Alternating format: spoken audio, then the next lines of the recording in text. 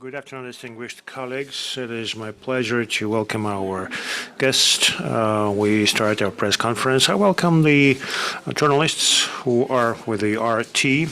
I welcome the viewers who can follow the broadcast in Russian and English. Now we start the press conference of the Ambassador at Large of the Russian Foreign Ministry, Chair of the SAO of the Arctic Council, Mr. Korchunov. Good afternoon. Good afternoon. It's a pleasure to see you. It's a pleasure to hear you. Hello, Moscow. I've stepped down from the SAO chair position. I did this 1 hour and a half. I surrendered my responsibilities, and now we've transferred the responsibilities to Norway. Thank you for this clarification. You are currently in Salekhard, where the Arctic Council session was hosted. The session concluded Russia's chairmanship in the Arctic Council in March of 2022. All the Arctic Council member countries, except Russia, issued a written statements whereby they declined to participate in the events in Russia due to the situation in Ukraine. I wonder if the Arctic Council countries were present at your session in Salekhard, and if so, in what format and what topics you discussed, and how efficient was the work? Well, first off, I'd like to stress that the statement we're referring to served not only, in fact, not so much to freeze their participation in our sessions, but they froze their participation in the Arctic Council's activities. Now, our session was a success. We delivered the session in a hybrid format, which is allowed by the mandate and the charter of the Council. I'd like to emphasize that the future of the Arctic Council at the moment, due to the statement you mentioned, appears to be pretty vague. And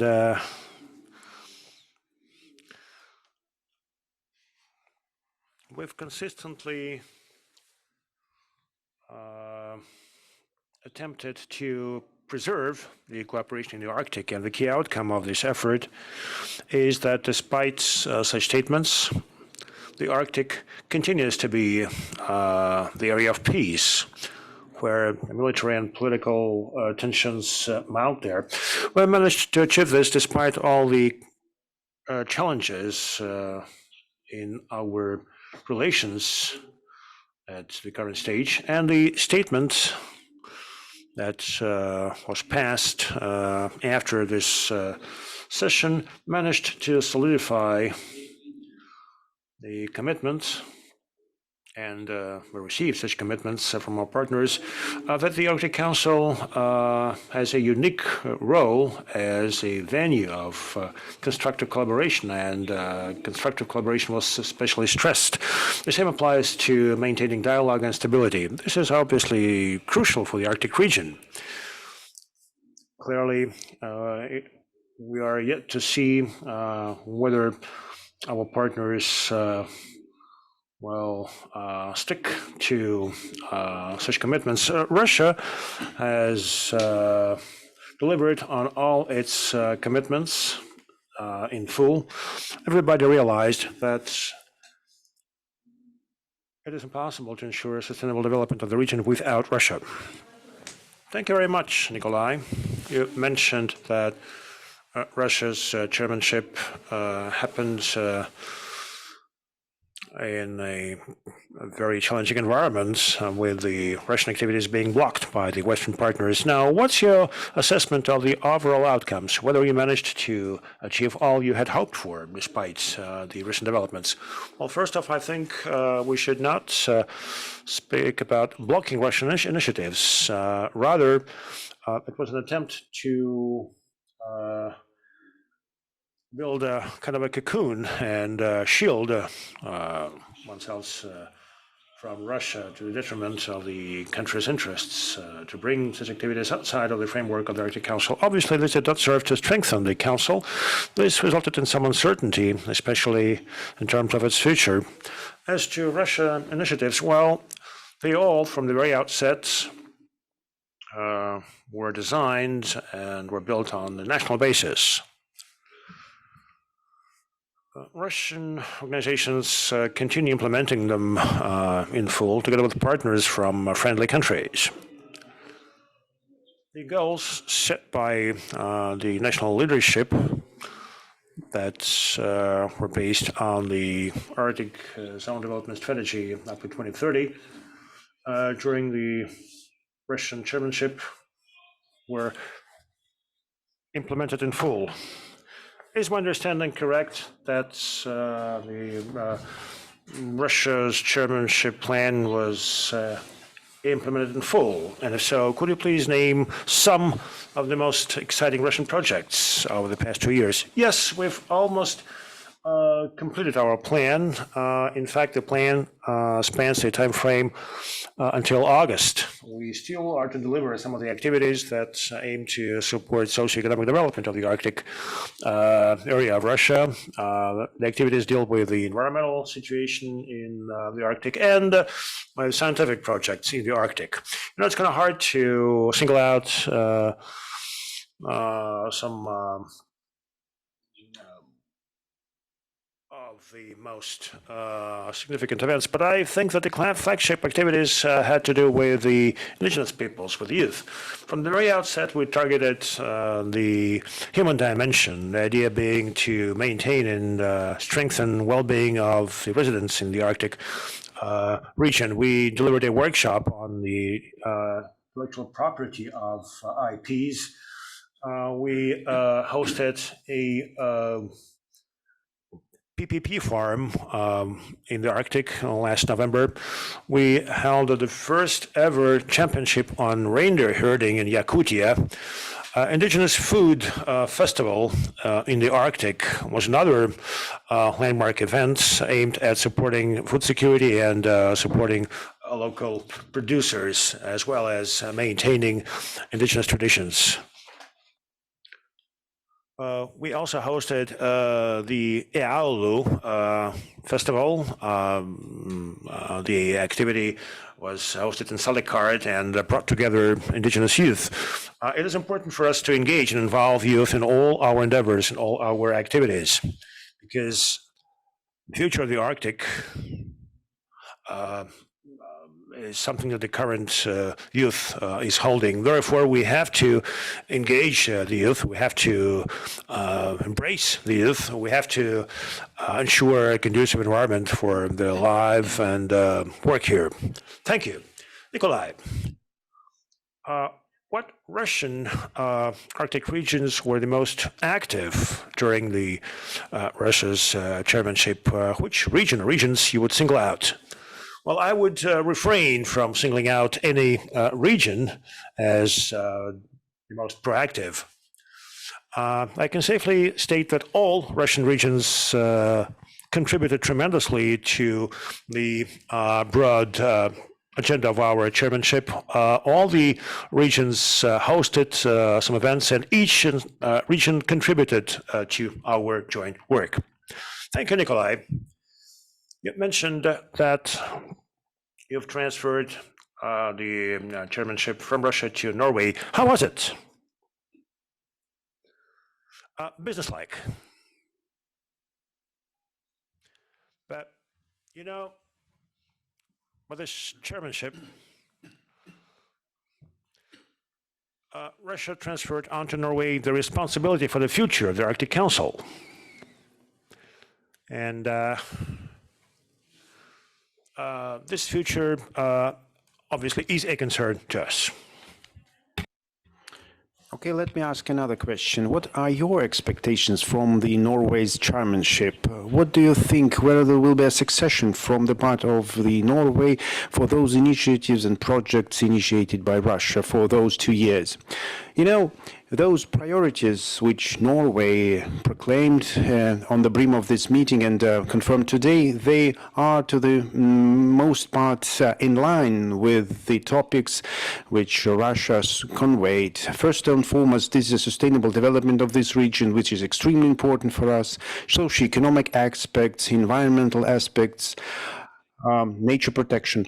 Of course, those impressions, you asked about impressions and expectations, they are all mixed. On one hand, Norway claims the responsibility to keep the Arctic Council in its current format, but on the other hand, they took a number of measures which significantly weakened the Arctic Council.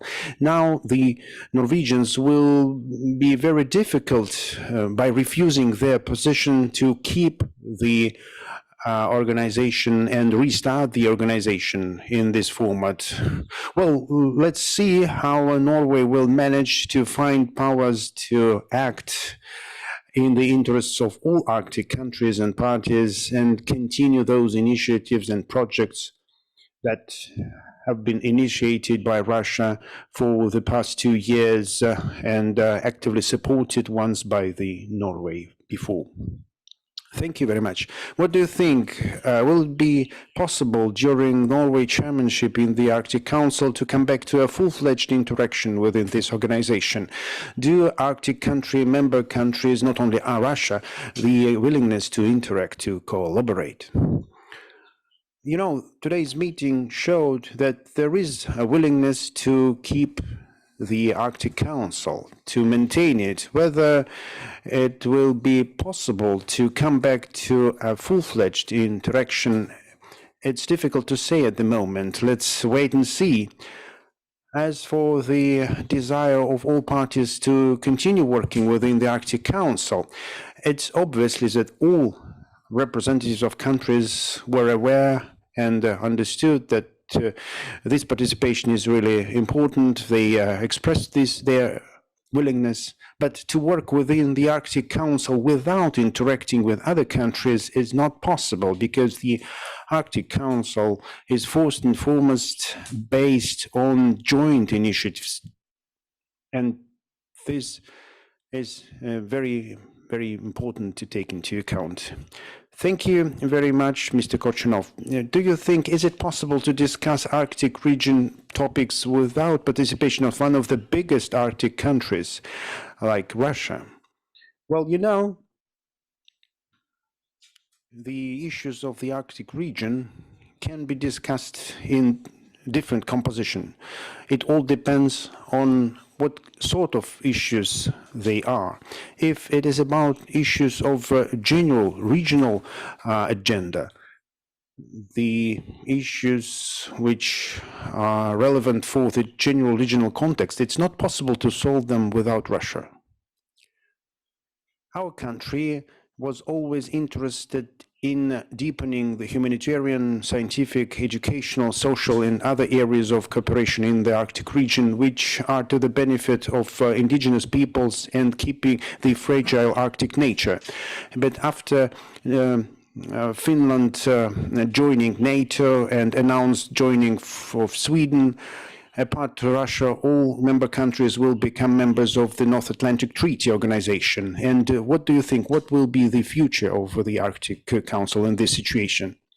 Well, you know, the Russian Federation was critical about the solutions of North Atlantic Treaty Organization as regards inclusion of the Arctic region in their scope. So we cannot but be concerned about the claims of the alliance members reaching far away beyond the military and political topics.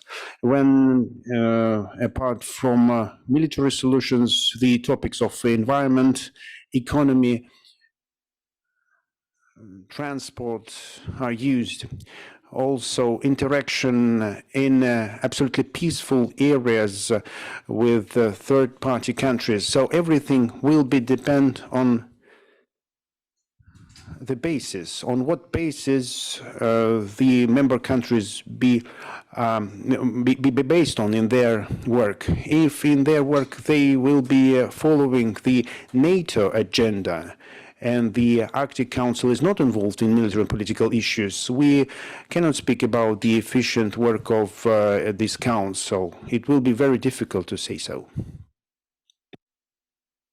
Yes, it's hard to disagree here. We'd like to believe, we wish that member countries of the Arctic Council, who are also NATO states, will not bring NATO agenda to the operations of the Arctic Council. Do you think it is possible? What do you think?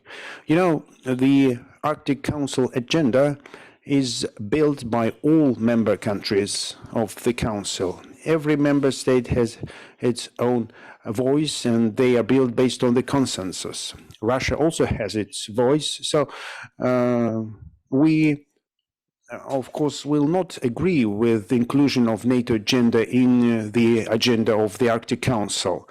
It will be just devaluate the whole organization, and this is our principal position.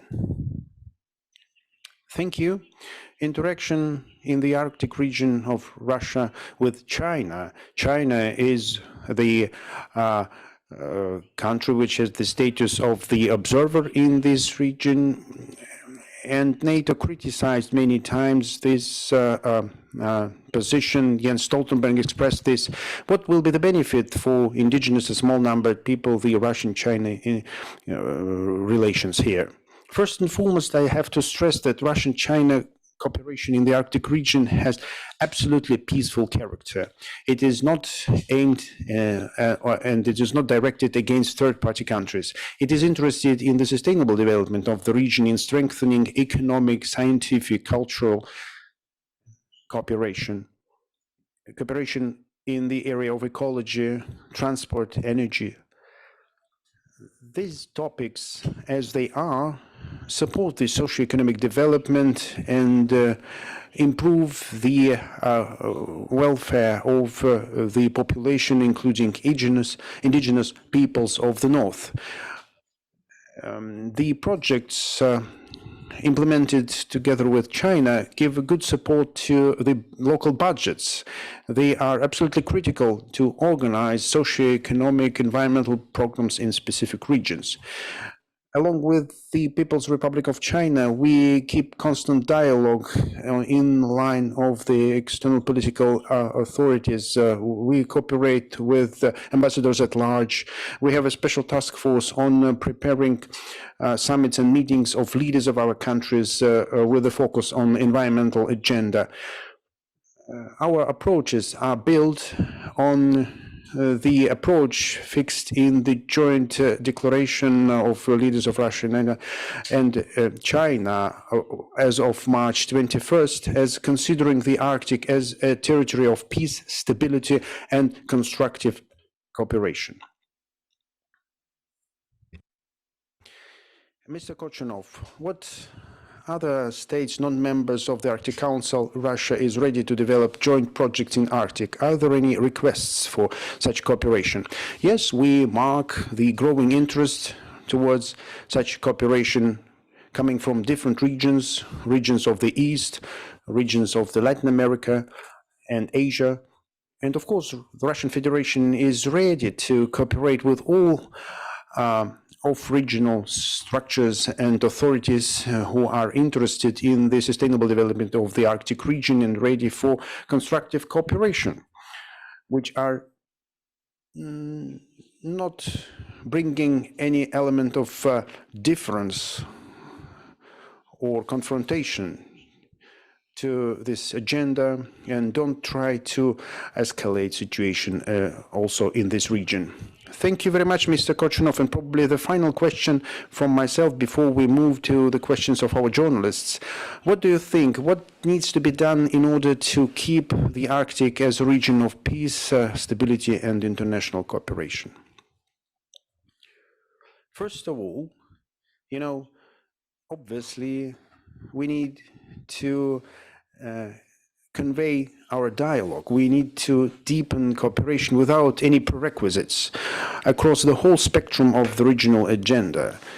Follow the comprehensive approach to the regional development, including ecology, climate, science, economics, indigenous peoples, healthcare, contacts between regions, transport, energy issues, and probably it will not be related to the Arctic Council, but also the military topic is important. We need to provide comprehensive security in the region. We're absolutely not interested in escalating the tension in the region.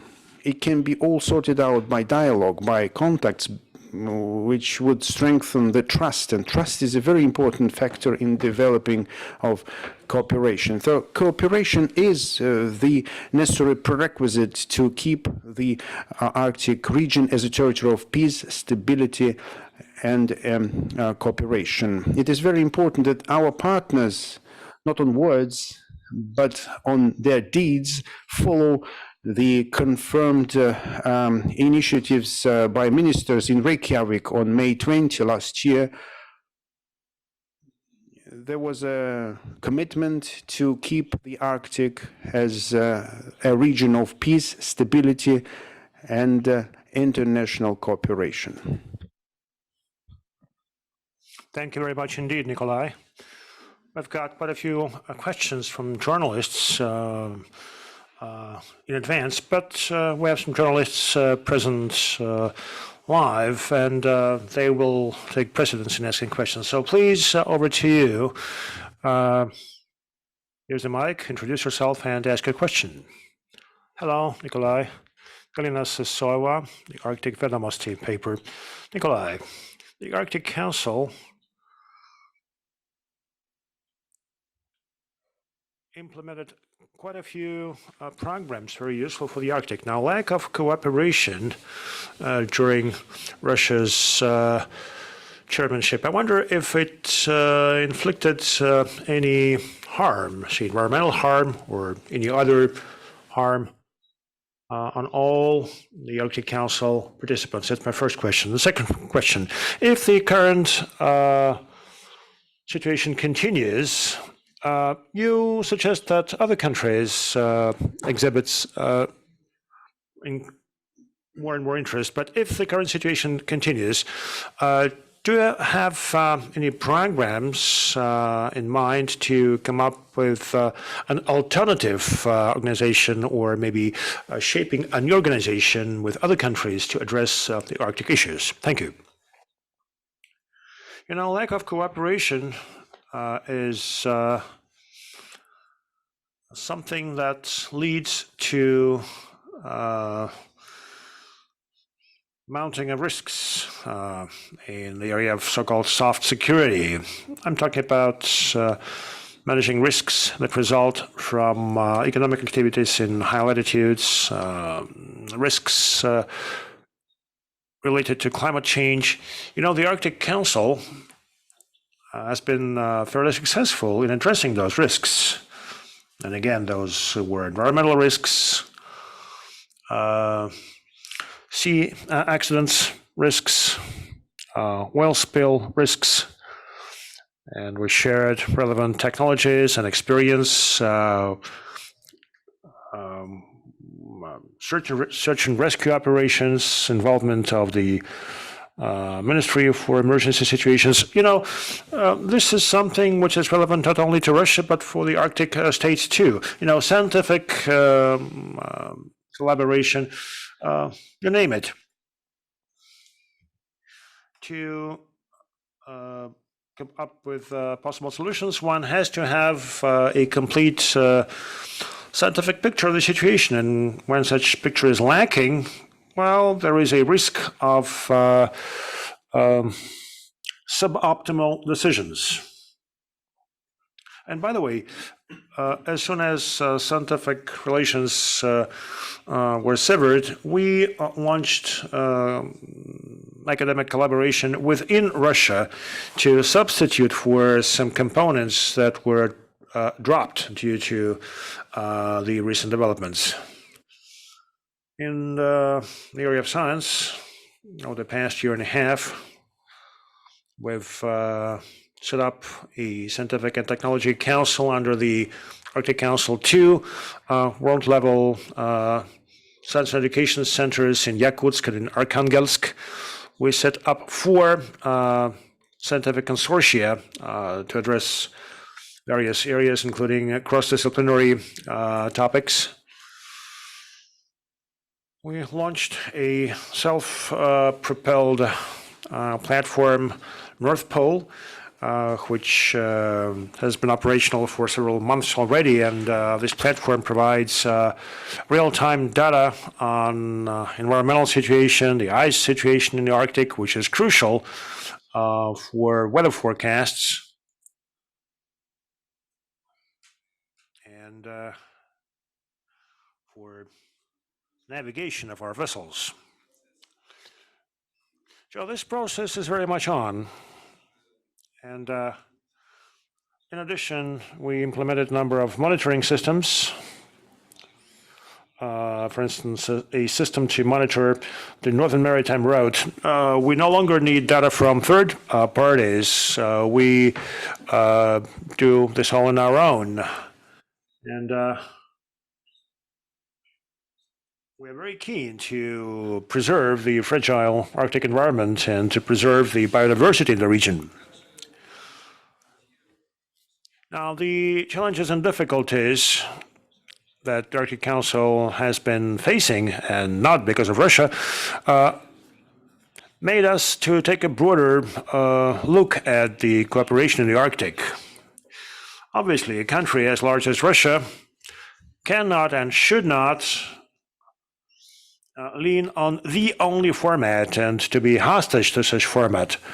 Now, we are of the opinion that the cooperation in the Arctic could be multilateral, bilateral, trilateral, and it could happen at different levels with the involvement of different geographic players. So I think a pragmatic approach of this kind suits Russia's interests best and allows to successfully address the Arctic development objectives for Russia and to strengthen our sovereignty in high latitudes, which is indeed crucial, for we see the tensions mounting. Now, climate change, the fact that the Arctic is opening up to investment and the advent of high technologies result in increased demand for products and materials produced here, extracted here. The same applies to high demand given the global energy transition. It's a long-term demand, and this obviously boosts geopolitical significance of the Arctic. And obviously, we take this into account. Thank you. Thanks a lot, Nikolay. Any further questions, please? Russia Today, and then your question. Okay. Nikolay, hello.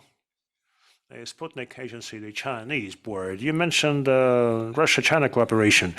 China announced its intent to deepen the collaboration with Russia with respect to Northern Maritime Route. How could you characterize this collaboration, and what are the prospects? Look, China is a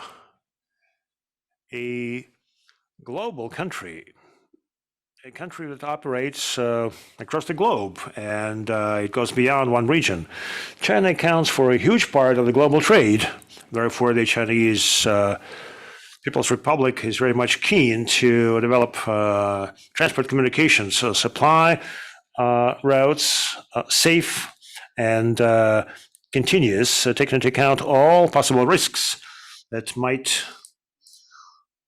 cause some losses for the Chinese economy. The idea is to eliminate such risks or mitigate them for China in case the Suez Canal is blocked. You all would remember that for about a week, a couple of years ago, the canal was blocked, and the losses are estimated at $200 billion. Imagine something else happens. Imagine there's military or political aggravation in the region, or something else happens. The Chinese economy depends on maritime communications, some 80%, and the key trading partners of China are in the EU, European countries, and obviously China is keen to hedge against those risks, and we welcome this.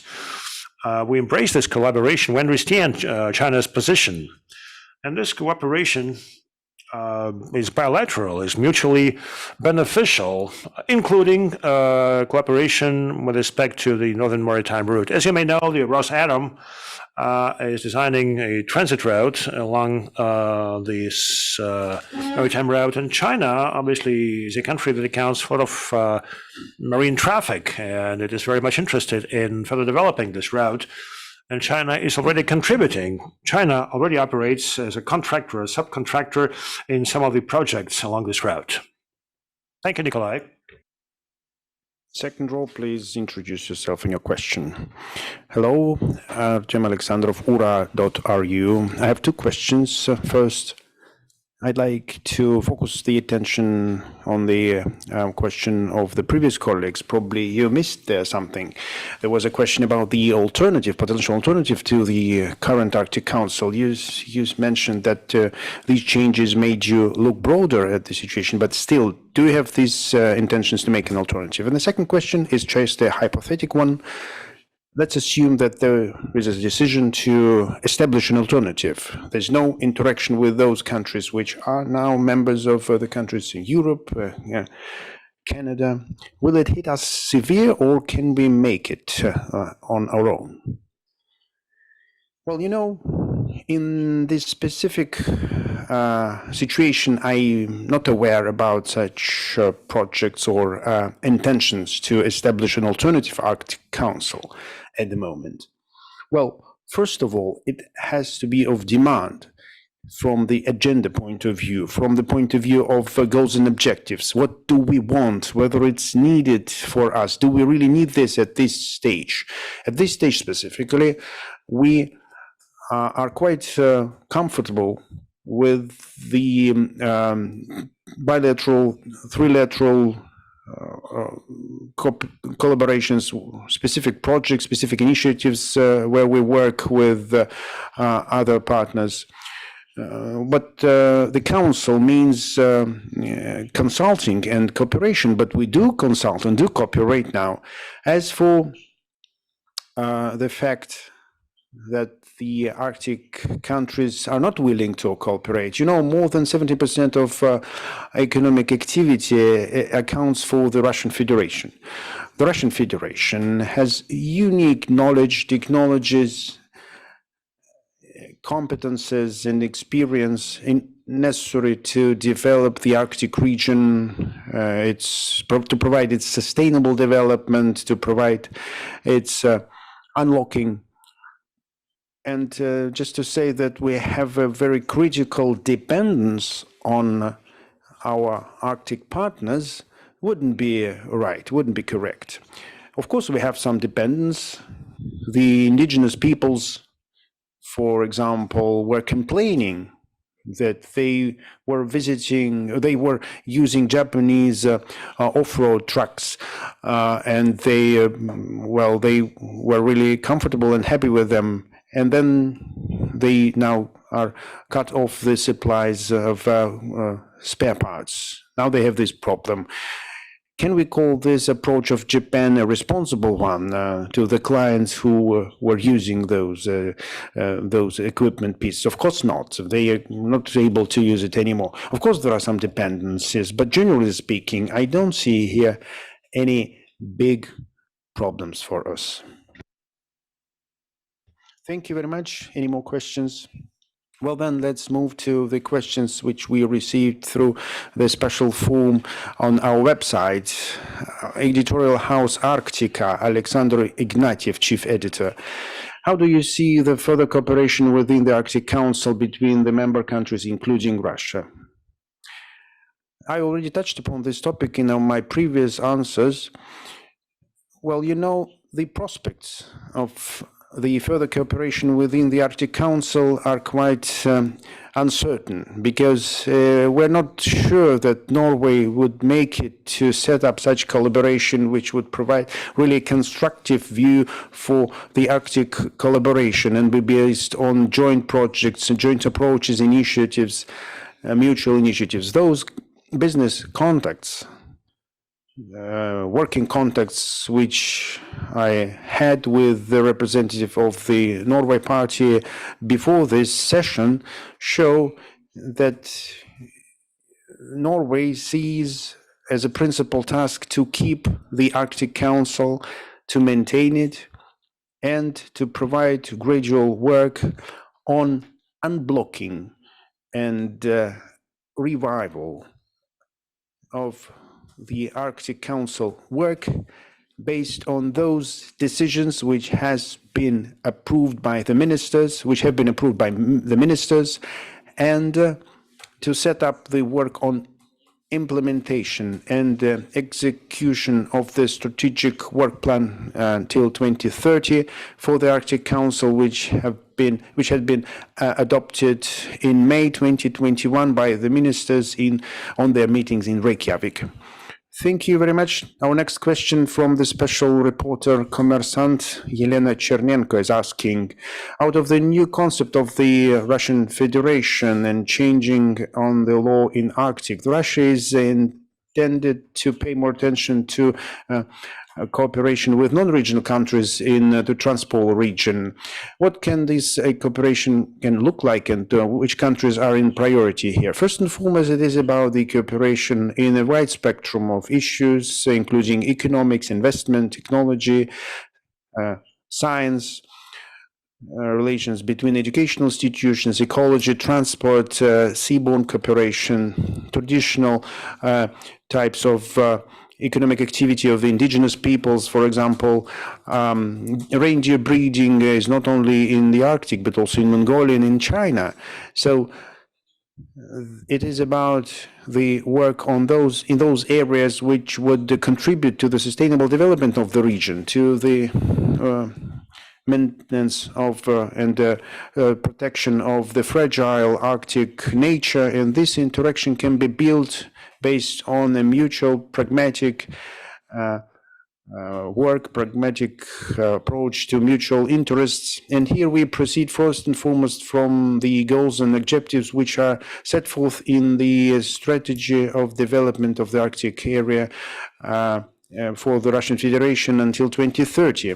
And in our priorities, of course, are those countries who are ready for the constructive dialogue and cooperation, and secondly, possess certain competencies, knowledge, capital, investment, in order to invest in this work in joint formats. Thank you, colleague from ura.ru. Shall I skip your question? Yes, I'm skipping it. So next comes Soyuzniki editorial board.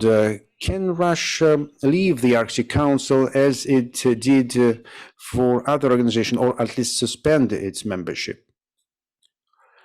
Well, you know, it is absolutely important to have many options, many variants in stock, and to have as many as possible options to avoid dependence on certain one scheme. Everything is possible, especially if the work of the Arctic Council will not contribute to the implementation and protection of the national interests in the region, and to be in line with those goals and agendas objectives which are enshrined in the concept of the development in this region. If we see that this format is useless, well, we shouldn't stay there then.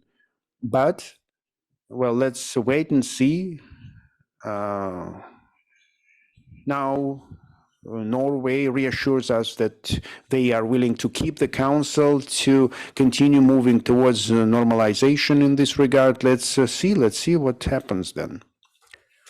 Thank you very much. The question from Konstantin Bobrov. What approaches to keep languages and cultural heritage of the indigenous peoples in the north have been worked out in the period of Russian chairmanship, and how we will continue this heritage during Norway's chairmanship?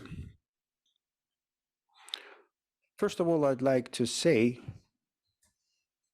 that maintaining and safeguarding cultures and languages of indigenous people was one of the priorities in our program during our presidency.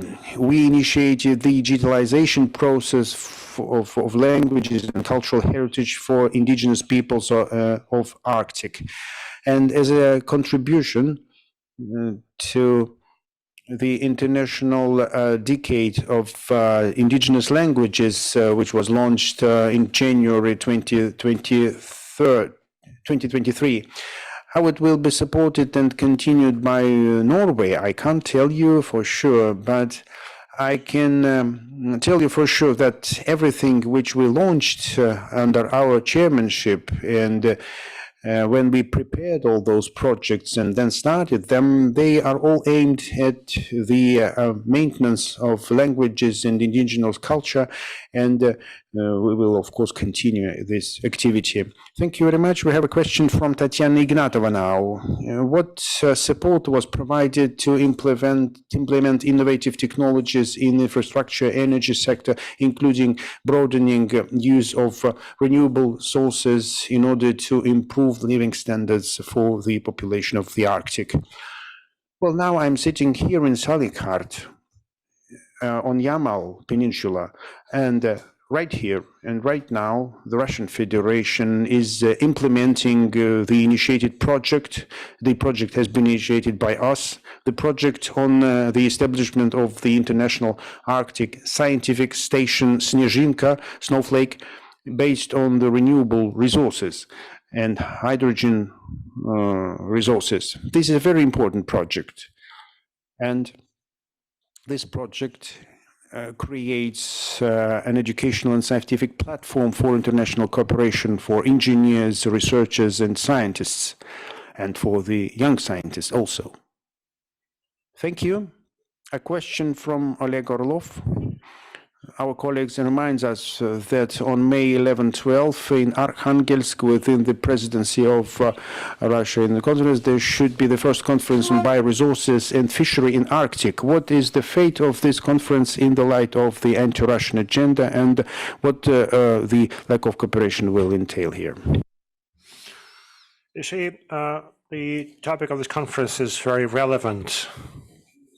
It is about bioresources, fishing.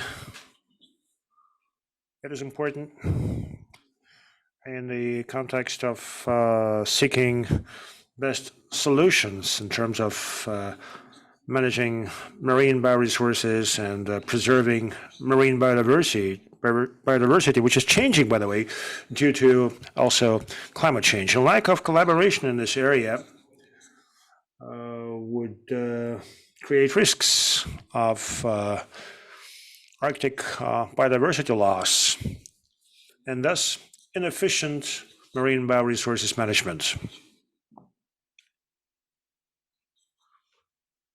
In terms of bioresources, we mean fish, mammals, they migrate, and this is where interaction between experts, scientists is important. It is important to understand what is happening. And, climate change causes changes in biodiversity because in the Arctic, new flora and fauna appear, which may affect the current biodiversity, existing species and subspecies. Thank you. We have another question from journalists coming from Yamal. Some of the questions, in fact, repeat the previous questions, yet I will read them out. The strategic plan of the Arctic Council was drafted until 2023, and it aimed at collaboration. What did you manage and did not manage to achieve due to the suspension of collaboration within the Council? See, in terms of the strategic plan, all the activities that Russia delivered during its chairmanship were in line with the plan, with the goals and objectives of the plan. Russia participated in the development of the plan, and when we were putting it together along with the partners, we were guided by policy documents charting out the development in the Arctic. I'm referring to the state policy guidelines and the Arctic Development Strategy. You know, when implementing those activities without our partners, but in order to strengthen our collaboration within Russia and with partners outside of the region, we were addressing our national objectives, which are very much in line with the provisions of the strategic plan endorsed by the Arctic Council. During the chairmanship of Norway, it is important to understand which tools and approaches would be used to further implement the plan. And the plan should be based on joint initiatives, projects, programs. When partners state, okay, this is where we will not collaborate with another partner on this particular issue or some other issue, it's very hard to expect efficient implementation of the plan. And the plan, mind you, had been endorsed by ministers from all Arctic states. Time will show. Thank you very much. Our next question is as follows. The Yamal model of collaboration between the authorities, the big business, and IPs have long been a model to mimic by others. Where would you recommend this model to be repeated and why? The Yamal approach, the Yamal model is indeed very interesting. The companies operating here are very much engaged in the ESG agenda and responsible business operation. They take into account the interests of the indigenous peoples. They engage and consult with the local communities. We delivered a number of activities, number of events, including a conference on PPP in Murmansk last October, in order to design mechanisms or a mechanism that would harmonize the various interests, that would bring together different stakeholders. Yamal, unlike other regions, I've already embarked upon this road much earlier. Relevant collaboration patterns have been developed. Among other things, such models aim to support corporate business responsibility. I think other regions also would have some interesting models to offer, say the Krasnoyarsk region, Norilsk, with the Norilsk-Nikkel approach, the Republic of Sakha, and others. However, when we speak about oil and gas, for Yamal is the area where oil and gas are produced. Well, this model could be of interest to, say, Alaska. American companies plan to implement a range of major projects to produce hydrocarbons there. Thank you.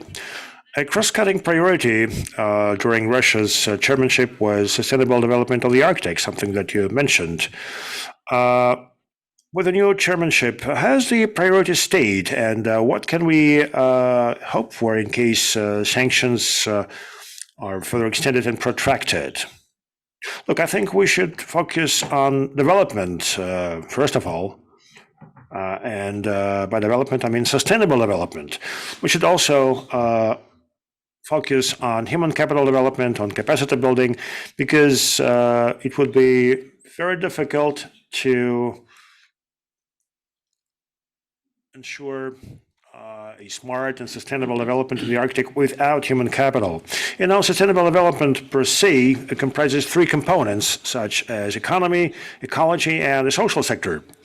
Now, all these components are very much reflected in the Arctic development strategy of Russia. And the same applies to regional plans. Irrespective of how the foreign policy situation evolves, we have to address the tasks that we're facing. Thank you. I wonder if the Western countries' policies made the attempts to address issues in the Arctic more difficult? I think so, yes. You know, environmental issues have no boundaries. This is about transboundary transmission of pollutants with water, with air. This is about risks of virus transmission by migratory birds. A dialogue must be in place. We used to hear from our partners that science is beyond politics, but you know, it somehow appears that it's very easy to cut off scientific relations literally overnight.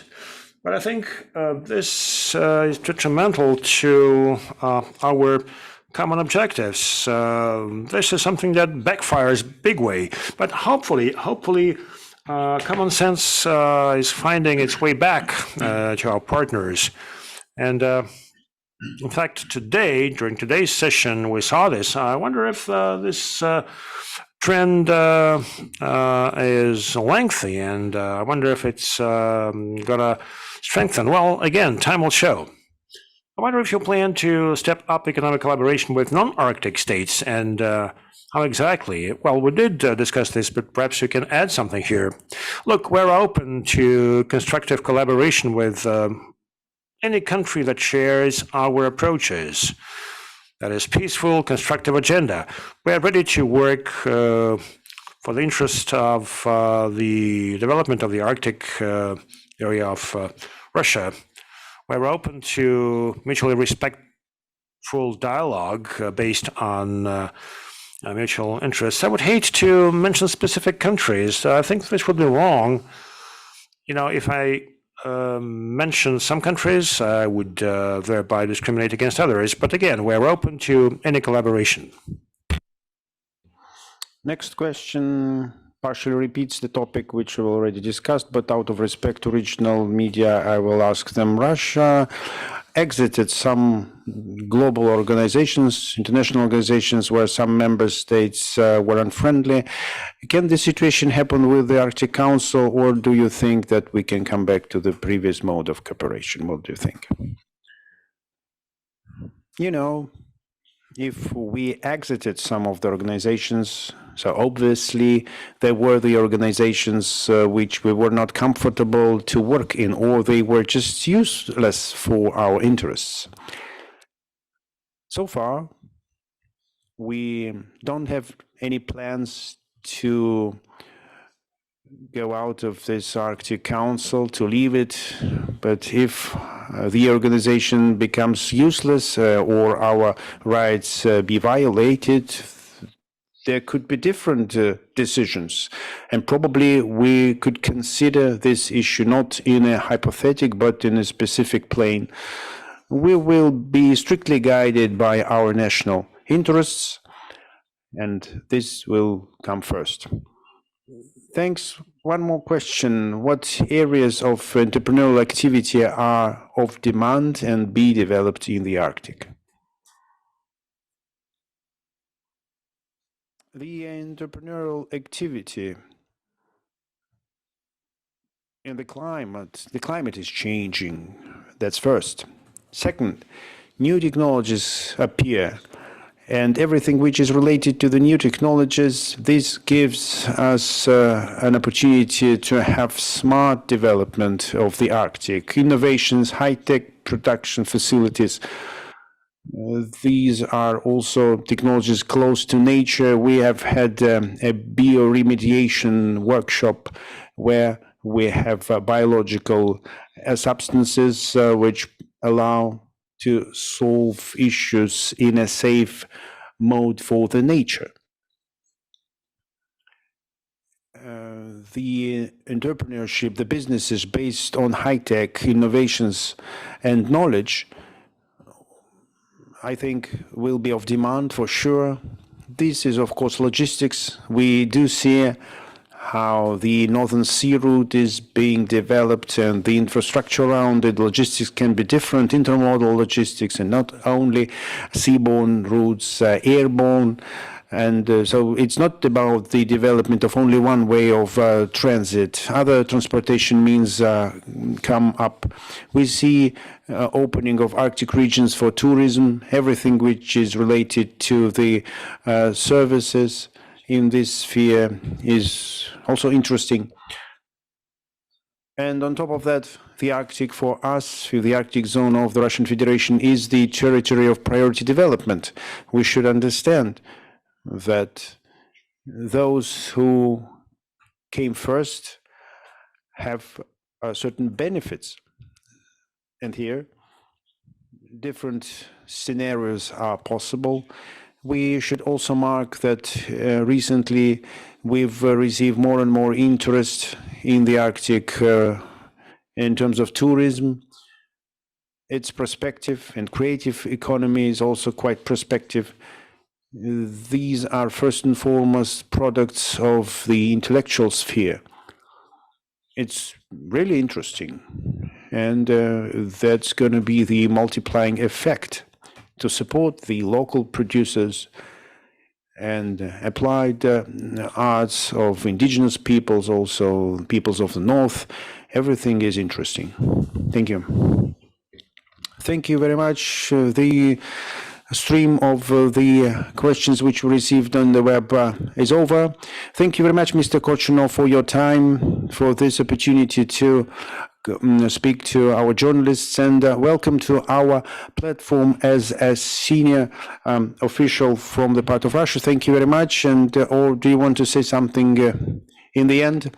I'd like just to pass my greetings from Yamal here. We have a sunny day, sunny weather today, very hospitable and friendly people, interesting city, indigenous peoples, Yamal. Well, welcome, dear journalists, dear reporters here, and dear listeners, to visit this wonderful region, this place. Thank you. Thank you, with pleasure. And we wait for you back in Moscow, and see you soon. Thank you.